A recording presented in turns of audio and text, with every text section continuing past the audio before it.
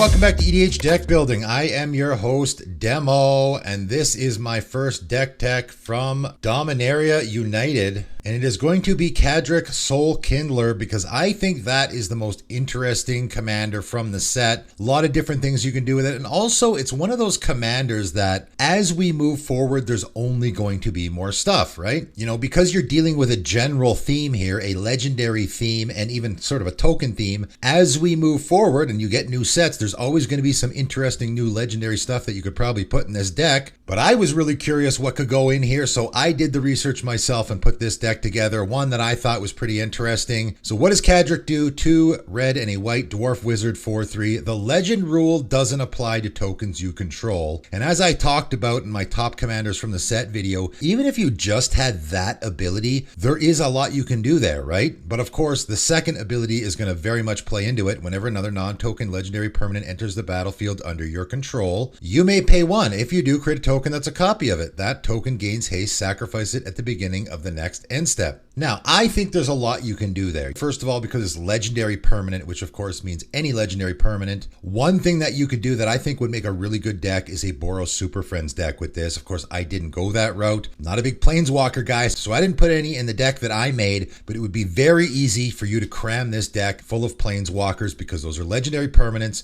and every time you cast one, you can just pay 1, create a token copy, and then plus it or minus it, so get that extra free ability. Seems pretty good to me, just fantastic value. But what did I do with my version of the deck? Well, first of all, again, let's look at the token theme because we are in a token theme. So of course you got to throw Anointed Procession in here because whenever you create those tokens, you're going to get 2 of them. And as we already know, the legend rule isn't going to apply to our tokens, so we can make as many token copies of our legendary creatures as we want to. We don't have to worry about them dying for the legendary rule. Determined Iteration is a really fantastic one that I found from New Capenna. 1 in a red enchantment. At the beginning of combat on your turn, populate. And of course, populate means create another copy of a token you already have. The token created this way gains haste, sacrifice it at the beginning of the next end step. So it's doing literally what our commander is doing. And of course, on our main phase, we will create the token copy, right? We'll cast the legendary permanent that we want or play the legendary permanent. Then we'll create the token copy. Then we'll go to our combat. And at the beginning of combat, our determined iteration will trigger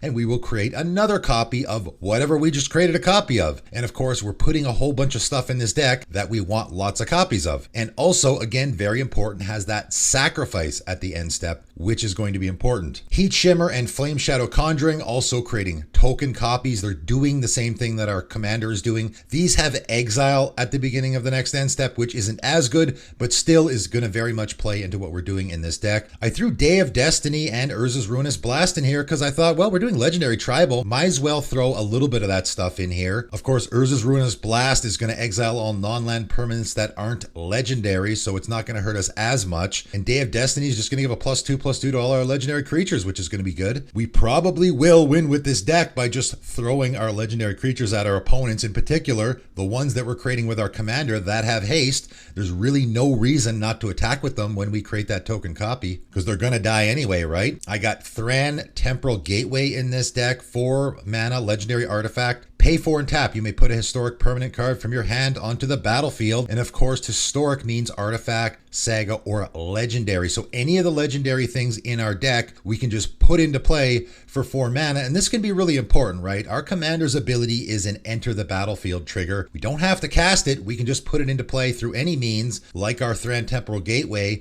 And this also we can do at instant speed, which can be really, really important. On our opponent's turn, we can pay 4 mana, put a legendary creature into play, and then pay 1, create that token copy. I also threw Mirror Box in the deck because I thought we might want a backup for our other commander's ability as well, right? 3 mana artifact, the legend rule doesn't apply to permanents you control, so just doesn't apply at all. Each legendary creature you control gets +1/+1. Each non-token creature you control gets +1/+1 for each other creature you control with the same name as that creature. So the last ability is not really going to play in here because it's non-token, but we are going to get that Anthem for all our legendary creatures, which is good. And also, again, we sort of have that backup legendary rule doesn't apply thing, which I think is going to be relevant. Couple of legendary creatures that fit perfectly in this deck, Rionia, Fire Dancer, and Delina, Wild Mage, both have a similar ability, and both are going to like having copies of themselves to create other token copies of stuff. Really work great in the deck, actually. So Rionia says at the beginning of combat on your turn, create X tokens that are copies of another target creature you control, where X is 1 plus the number of instants and sorceries you cast this turn. They gain haste, exile them at the beginning of the next end step. So again,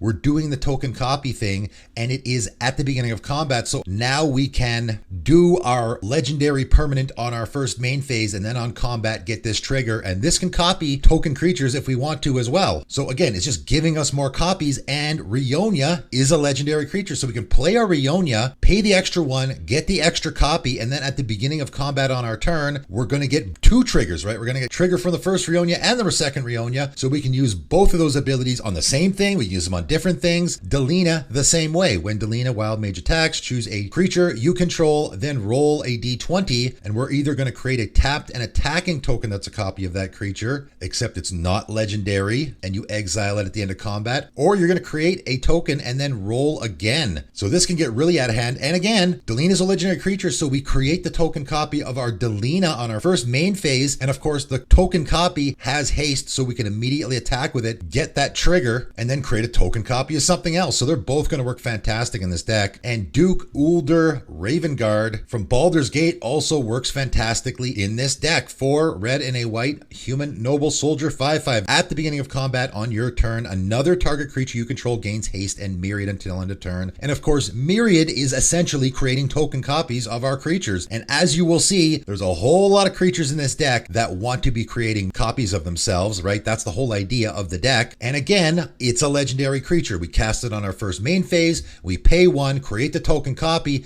and then at the beginning of combat on our turn, we get double the triggers. We get a trigger from our first Duke, and we get a trigger from our Duke copy. So again, we can choose the same creature to copy a whole bunch of times or give myriad to, or we can choose 2 different creatures to give myriad to, so that when they attack, we'll create a whole bunch more copies of them, right? Can be really, really fantastic with certain creatures in this deck. So of course, we need a bunch of legendary stuff that we will be copying. That's going to be super important. And Dai's triggers work really good here, right? AO, the Dawn Sky, and Atsushi, the Blazing Sky, those dragons from Neon Dynasty that have Dai's triggers can be really, really fantastic here, because of course our commander and some of our other effects as well are a sacrifice. So we create the token copy, we can swing with them. Again, that's probably how we win with this deck. I create a token copy of my AO or my Atsushi, I swing with it, get in for damage, and then when they die, I can either get 3 treasure tokens, impulse draw. Maybe with AO, I want to look at the top 7 cards of my library and put any number of non-land permanent cards with total mana value 4 or less from among them onto the battlefield. Or maybe I want to put 2+1/+1 counters on each creature or vehicle I control. Having those 2 options is really nice. I got Tuk Tuk the Explorer in here. Why not? Pay 3 mana, throw this guy down. We can pay 1 to make an extra token copy of it. And when it dies, we get a 5/5 legendary colorless goblin golem artifact creature token named Tuk Tuk the Returned. And don't forget, we do have like populate effects and stuff like that that will work with this. The token copy thing works here really well. If we have our Anointed Procession out, we will get double the tokens. And remember, the legend rule doesn't apply to tokens we control, so we can have a bunch of these Tuk Tuks in play if we want. As I mentioned in my spoiler video, Flagstones of Trocaire is the one land that I think works in this deck. I didn't find any others. This one's great though. We just play it, pay the extra 1. On the end step, it gets sacrificed and we get to go grab a plains. Legendary stuff with ETBs works great as well. Sigrid, I think, is a good one. When it enters the battlefield, exile up to 1 target attacking or blocking creature until Sigrid leaves the battlefield. So this has flash, obviously. We can do it on our opponent's turn. We don't have to do it on our turn. So if our opponent is attacking us with 2 big creatures,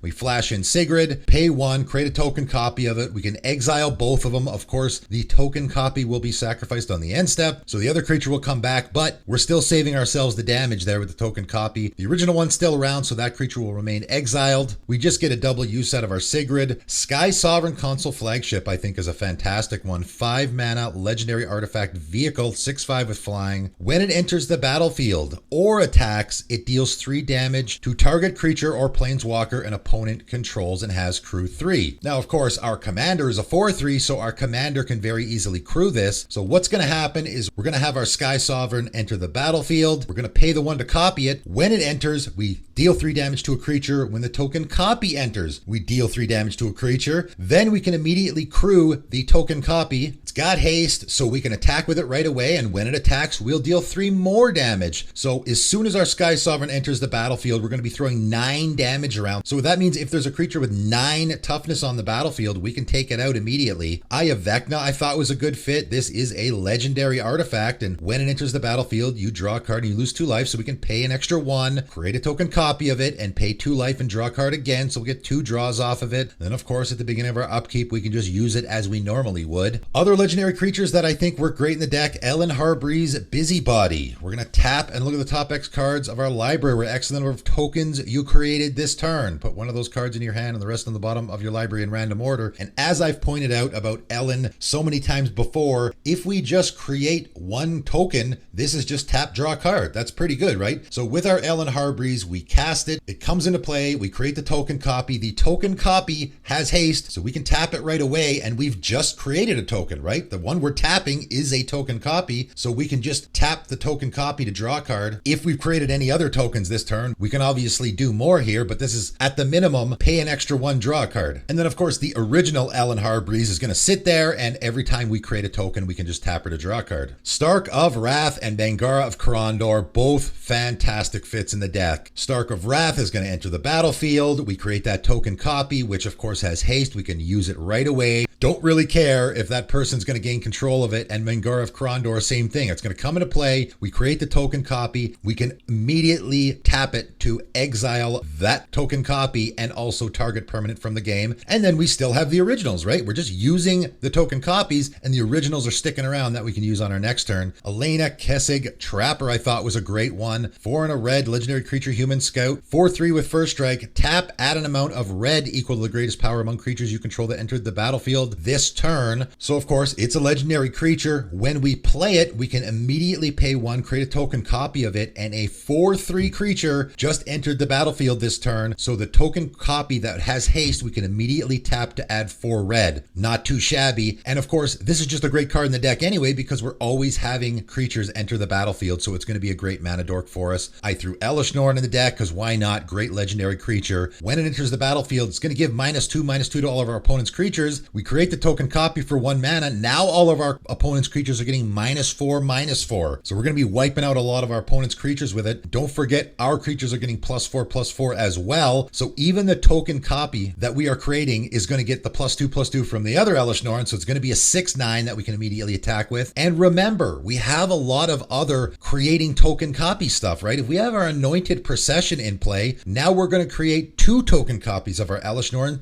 which means we will have 3 in play, and all our opponent's creatures will get -6/-6. That'll probably wipe out everything, and all of our creatures will get +6/+6. And then maybe we can throw a Heat Shimmer in there as well, right? And this can get really out of hand. Don't forget, we're not always going to be creating just 1 token copy. A lot of the times we can create several token copies. If we have our Duke Ulder in play with our Elishnorn, this gets ridiculously out of hand. There's a lot of things in this deck that will be working together. And of course, I also threw Aurelia, the War Leader, in here as well. And again, things can get really out of hand here, right? Because whenever Aurelia, the War Leader, attacks for the first time each turn, untap all creatures you control. After this phase, there is an additional combat phase. So the important thing to note here is the wording on the card. Whenever a card refers to itself, it means that specific card, right? So if I create a token copy of my Aurelia, say I've just cast it, I've created the token copy, the wording on the card refers to itself. It doesn't refer to other Aurelia the War Leaders, right? So when I attack, obviously this has haste, so I can attack the turn it comes into play with both the original and the token copy. Both will trigger. Now, of course, both have already attacked, but Both are going to give me an additional combat phase. So the first time I cast my Aurelia and make that token copy, I will get 2 additional combat phases. And again, remember, we are creating extra token copies of our legendary creatures all the time, so we can be doing more of this as well. It's obviously just a fantastic card that can go in any deck. And there are a few legendary creatures that I just thought, you know, they're just great creatures. I'll just throw them in the deck. I got Drakuseth, Maw of Flames in here. Why not? It's just a fantastic legendary creature that we can make a token copy of. Again, we are just killing our opponents by attacking with our big legendary creatures. This one's got an attack trigger, so again, I can pay the 1, make the extra token copy, and then immediately swing with it and throw all that damage around, get in for 7. So I think it's a great fit in the deck. There obviously is just a lot of really sort of good stuff, legendary creatures in here as well, but a lot of really fun, interesting interactions I've found. I think this is a super fun, interesting deck, doing a lot of really unique, interesting things, and also pretty darn powerful as well, in my opinion. Things can get out of hand fast with creating token copies of these legendary creatures. But that is all. The deck list for this is in the description below. Feel free to check it out if you want to. That is it for today, and thanks for tuning in.